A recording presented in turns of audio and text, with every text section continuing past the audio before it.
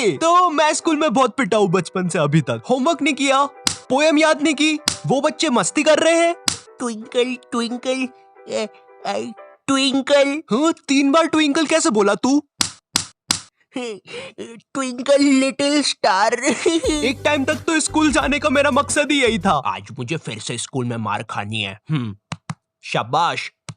Mummy. Oh shit, भागो यहाँ से। अब मेरे लिए मार खाना पढ़ाई से ज्यादा इंपॉर्टेंट हो गया था। हाँ, मार मुझे और मार, इतना ही दम है तुझमें। दर्द हो रहा है, अब मत मारे। तो ये बात 11th क्लास की है, और मुझे पता नहीं जब तुम 11th क्लास में आते हो, तुम पता नहीं खुद को बहुत ज्यादा बड़ा समझने लग जाते हो। ये स्कूल है मैरी, आऊं मैं साइकिल पर, टिफिन खा लूं मैं तो लंच से पहले। आई नो, मुझे पता है, मैं भी ऐसे ही था 11th क्लास में। ये स्कूल मेरी गुलाम, मैं हूँ डिवाइन के साथ, कर दी हमने स्कूल की नाकाबंदी लगा के अलार्म। बंटा है, असली है क्या? हाँ डिवाइन, माँ कसम असली है, अभी लिखा मैंने। सर ये लोग ने यहाँ पे रास्ता रोक लिया क्लास की बेंच से। कौन है रे? लग रही है। बंटा ये तो नंगी पीठ पे चट मार रहा है। टीनेज में अक्सर अजीब चीजें होती है, राइट? कभी तुम्हारा मन किसी भी चीज में नहीं लगता है, तुम चाहते हो कि बस जैसे तैसे ये दिन निकल जाए, और कभी कभी ऐसा होता है कि तुम्हें दुनिया भर की सारी चीजें करनी है। तुम्हें छत से कूदना है, सर के बल घूमना है, अपने छत पर बैठे हुए बंदर को छेड़ना है। साला मोटा बंदर बैठ के केला खा रहा था, उधर भगा दिया साले को, अब नहीं आए।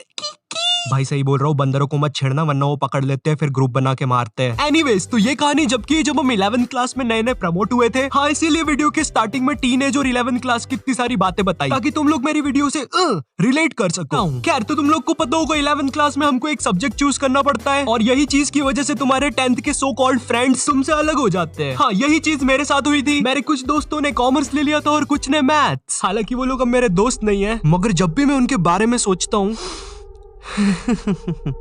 नैनी, क्या तुम मुझे तुम्हारा खरगोश दे सकती हो सिर्फ 2 मिनट के लिए? अरे अच्छा ठीक है। Thank you. ये लो नानी। Okay bye. अरे मगर इसमें से धुआं क्यों निकल रहा है? अब हमारे सब्जेक्ट अलग होने से हम लोग की क्लासेस अलग अलग लगती थी। बाय द वे, मेरा सब्जेक्ट बायोलॉजी था, तो हम लोग को अलग अलग क्लास में बैठ के पढ़ना पड़ता था। मगर एक सब्जेक्ट ऐसा था जो हम सबका साथ में लगता था। ये लोग 200 बच्चों को एक साथ एक ही क्लास में भर देते थे, और वो सब्जेक्ट था हिंदी। क्योंकि उसका एक ही टीचर था, तो वो टीचर से क्लास संभलती नहीं थी। हम लोग क्लास में बैठ के भोंकते रहते थे, भाग भाग भाग भाग भाग भाग भाग। नहीं, सच में थोड़ा ना भोंकते थे। तो अब वो टीचर से क्लास नहीं संभलती थी, इसलिए वो बोल देता था जिसको भी नहीं पढ़ना है वो बाहर जा सकता है। अब मुझे हिंदी सब्जेक्ट से वैसे ही नफरत थी, मुझे ये तक नहीं पता छोटी ई की मात्रा कहाँ लगती है और बड़ी ई की कहाँ लगती है। अरे ये दोनों सेम ही तो शब्द है, इनमें अलग अलग क्या है? हाँ मुझे पता है, कुछ ज्ञानी लोग कमेंट करने वाले हैं। भाई जो ये वाला 3 है ना, इसको तू ऐसे पढ़ेगा, देख 3, और जो ये वाला है ना, इसको तू ऐसे पढ़ेगा 3। तो ये जो बड़ा वाला है ना, ये सही है। खैर, इसके बारे में किसी नेक्स्ट वीडियो में बात करेंगे। ओके, तो हिंदी सब्जेक्ट नापसंद होने के कारण मैंने मेरे दोस्त से पूछा, भाई चले गए क्लास से बाहर? वो भी फुल चौड़ में आके बोला, हाँ भाई डरते हैं क्या, चल बाहर। इसकी कोई जरूरत नहीं थी। तो अब हम दोनों उठते हैं क्लास में और टीचर के सामने से फुल चौड़ में बाहर चले जाते हैं, इसी गलत फहमी में कि हमें देख के बाकी बच्चे भी बाहर आएंगे। कोई नहीं आता है बाहर, अब हम दोनों अकेले, हम दोनों को पता नहीं क्या करना है। तो हम दोनों की फटती है, हम दूसरी क्लास में जाके पढ़ने लग जाते हैं। क्योंकि भाई मेरी स्कूल का जो फादर था ना, वो इतना खतरनाक था, उससे कोई नहीं बच पाता था।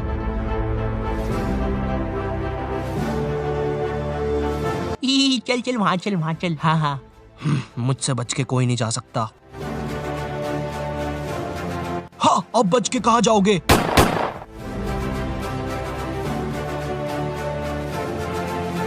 ये फादर 24 घंटे स्कूल में घूमता रहता था, और गलती से भी कोई बच्चा बाहर घूमता हुआ दिख जाए वो तो गया। इसी कारण मैं कोई रिस्क नहीं लेना चाहता था, इसलिए मैं दूसरी क्लास में जाके चुपचाप बैठ गया। मगर फिर कहीं से खबर आती है कि फादर आज स्कूल में है ही नहीं, और उतनी देर में मेरे बाकी दोस्त और कॉमर्स वाले भी उस क्लास में आ जाते हैं। हाँ, कॉमर्स वाले इसलिए बोल रहा हूँ क्योंकि इन लोग का अलग ही चलता है। क्योंकि जब तक हम लोग थे क्लास में, जब तक बहुत ही शांति थी, मगर जैसे ही ये लोग आए, इनमें से कोई पंखे पे लटक रहा है, चौक फाइट चल रही है, आओ मुझे लग गई है। तो इन्हीं सब चीजों की आवाज सुन के एक खड़ूस सर क्लास में आ जाता है। अब इस बंदे के बारे में मैं कुछ ज्यादा बोलूंगा नहीं, लेकिन ये बहुत ही चमत्कारी सर है। क्योंकि जब भी कोई बंदा कांड करता है, ये सर पता नहीं कहां से एक चिट निकालता है, और वो चिट उतनी ही बड़ी होती है जितने बंदे का इसको नाम लिखना रहता है। एक बंदा मस्ती कर रहा है, छोटी चिट, 10 बंदे मस्ती कर रहे हैं, बड़ी चिट। तो वो सर हमारी क्लास में आता है और अपनी खुफिया जगह से चिट निकाल के हम लोग का नाम लिखने लग जाता है। वहां से मेरी थोड़ी थोड़ी फटना चालू हुई। उस टाइम मेरा दोस्त सर से बोल रहा है, सर हमने क्या किया, हमारा नाम क्यों लिख रहे हो? और ये वही बंदा है जिसको सर ने स्वयं सीढ़ी पे चढ़ के पंखे से नीचे उतारा था। इस टाइम तक सर हमारे नाम लिख के ले जा चुका था और हमारी बहुत गंदी फट रही थी, क्योंकि आजकल हमारी स्कूल का फादर कुछ नया ट्रेंड फॉलो कर रहा था, बच्चों को स्टेज पे बुला के मारना सबके सामने असेंबली में। क्या इतनी ज्यादा बेइज्जती? मैं नहीं करवा सकता खुद की इतनी बेइज्जती। भाई एक बार एक बच्चे को फादर ने स्टेज पे मार के नीचे फेंक दिया था और असेंबली की लाइन में जो बच्चे आगे खड़े थे भाई वो इतने हरामी पीछे हट गए, वो फिकाया तो उसको कोई भी उठा नहीं रहा है। असेंबली खत्म हो गई, पीरियड खत्म हो गई, लंच हो गया, वो बंदा अभी तक वहीं पड़ा हुआ है, उसको कोई उठाने नहीं आया अभी तक। तो हम सब लोग की अब बहुत गंदी फट गई थी, तो हमने डिसाइड किया कि हम स्कूल ही नहीं आएंगे एक दिन। पर फिर हम में से एक बंदा बोलता है, ओ भाई स्कूल क्यों नहीं आएंगे, स्कूल आना हमारा हक है। हाँ अपन एक काम करते हैं, अपन असेंबली के बाद स्कूल आएंगे क्योंकि कल स्कूल में क्रिकेट मैच भी है, तो मुझे मेरे डोले शोले सबको दिखाने हैं।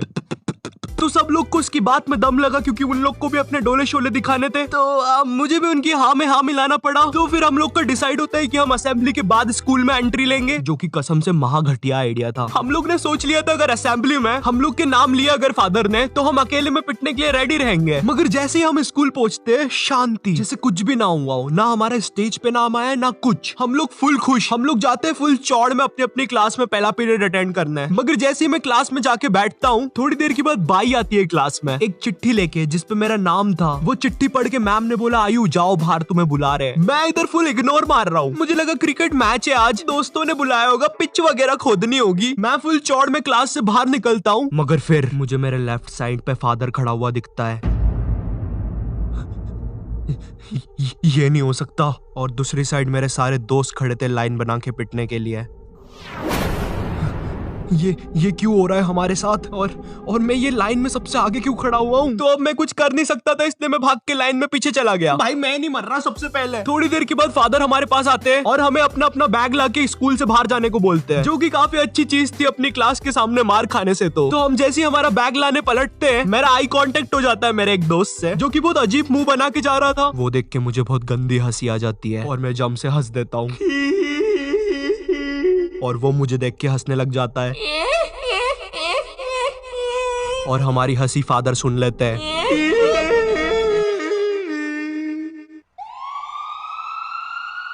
हमें इनकी जान बचानी होगी। हेलो सिविल हॉस्पिटल, डॉक्टर इन बच्चों की कंडीशन बहुत ज्यादा खराब है, लगता है किसी ने बहुत गंदा मारा है। बच्चे क्या तुम हमें बता सकते हो तुम्हारे साथ क्या हुआ था? वो हमें मारने की कोशिश कर रहा था। मेरा कलेजा। आज डेट क्या है? 7 सितंबर। क्या मैं 10 दिन से हॉस्पिटल में हूँ। मेरे मुंह से खून आ रहा है। आप जाइए यहाँ से, हमारा पेशेंट सीरियस है। अरे कोई नर्स को भेजो।